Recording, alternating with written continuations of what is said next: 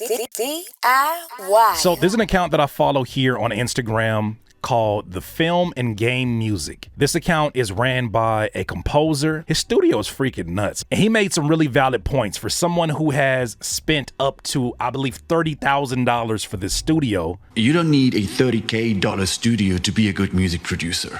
You might slowly build a great studio as you become a great music producer. So many people who write something like this under my videos. It's kind of strange since nobody would expect to win a marathon if they would buy super expensive running equipment. You win a marathon if you train for years and in the meantime you buy better equipment. Music is not a race. It's fun and this may lead to a career. That's more important than anything else, having fun. Anything else may follow. 17 years ago, I launched a DAW the first time in my life. And 10 years ago, I decided to try to become a full-time composer. And only 4 years ago, I made this transition. In the 17 years, I analyzed hundreds of soundtracks and worked with DAWs far more than those 10K hours. I built partnerships and knowledge. While doing so, everything has evolved slowly but steadily. Consistency is key.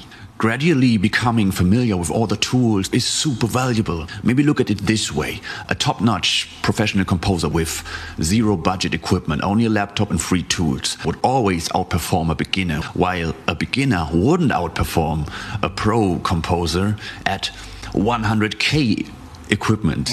Summed up, don't ruin your passion for music. It's not worth it. So many badass looking studios out there, but you can be sure that they worked to achieve these goals. And if they didn't, they're probably not good music producers.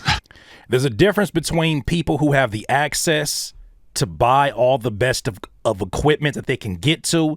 There's a difference between those people and the people who buy the equipment necessary for the next level, the next step up in their creative journey, in their production journey, or whatever it is that you're on. There's a difference between the people who just buy all the things because Amazon suggested it to them and they got some bread, they got some tax money, they got the money, the funds to do it. Is a huge difference. And I think sometimes that gets lost upon producers, especially producers who don't know any better, who look and say, damn, if only I had his $30,000 setup. If only I had the best of equipment if only I had this particular VST, everything would be different. When the truth of the matter is, you don't need new shoes until you outgrow the shoes that you are already wearing. And I think a lot of people just want to buy new toys. You don't need a $30K studio to be a good music producer. You don't need it right now, especially if your skill set doesn't know what the hell to do with $30,000 worth of equipment. You might slowly build a great studio as you become a great music producer. It takes time. Somebody left a comment on one of his videos where he was giving instructions on how to do something in music. And, one of these little smart ass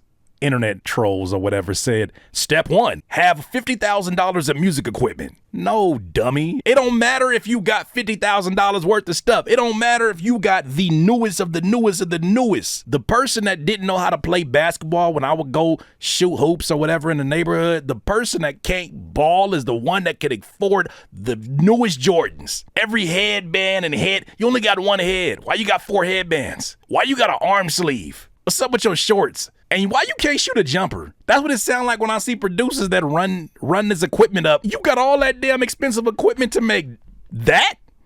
Shit stinks. And it's kind of strange since nobody would expect to win a marathon if they would buy super expensive running equipment. Talk about it. You win a marathon if you train for years and in the meantime you buy better equipment. Why is it people approach music with that arrogance? Why do people think, all I need is your DAW, that little Alesis keyboard? I should be making bangers in no time. A couple of courses, couple of sound packs. Shit, Drake will be calling me tomorrow. Why do people approach music with that arrogance? Yet they would not approach a marathon with that kind of arrogance. If your ass ain't got the air to handle a marathon, it ain't gonna matter what kind of shoes you got on. Well, music is a marathon. Oh, that looks easy.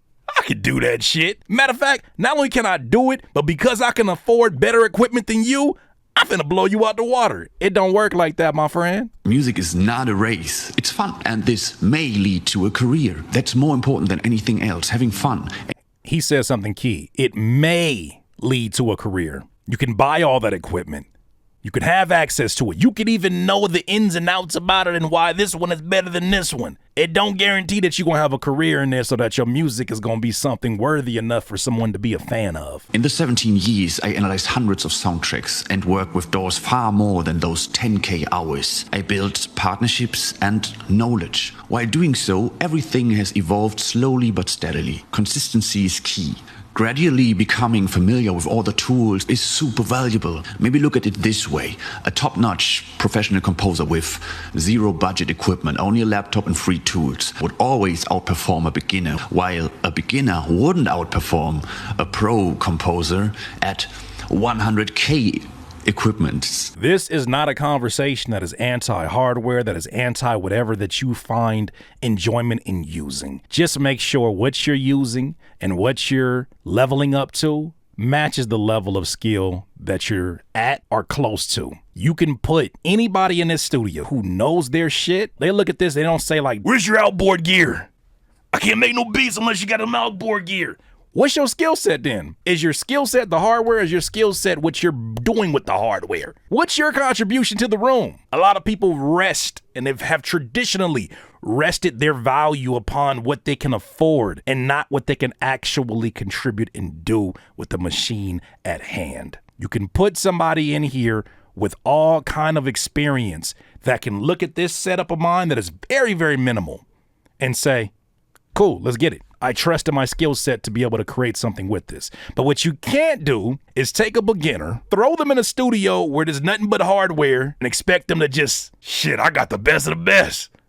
Bangers in no time. That's just not how this works. There are so many badass looking studios out there, but you can be sure that they worked to achieve these goals. And if they didn't, they're probably not good music producers. Please don't lose sight. There are so many beautiful studios that I see exposed to me every single day through the amazing Instagram algorithm. They're always showing me some things to buy. The homie, oh gosh, is always sending me texts like, hey bro, did you see these LED lights? You can put them on the bottom of your chair. I did it with my dumb ass and recognize I never see the bottom of my chair except for when I'm moving it out the room.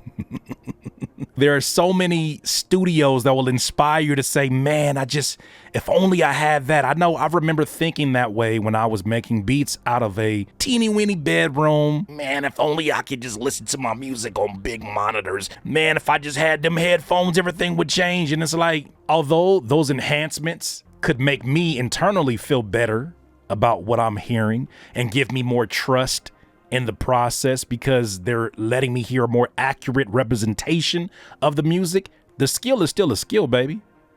And if you have not contributed anything to developing your skill under whatever circumstances may come, and one thing about hip hop production, one thing about hip hop music in general, I have found myself in some very, very random places. I've recorded in bathrooms. I've recorded in $1 million studios. I've recorded with mattresses in front of my face. I've recorded with egg cartons in front of my face. No matter where I went, I was expected to be the best version of Curtis King that I could be. And that's one thing that you cannot buy. You cannot buy yourself a skill set.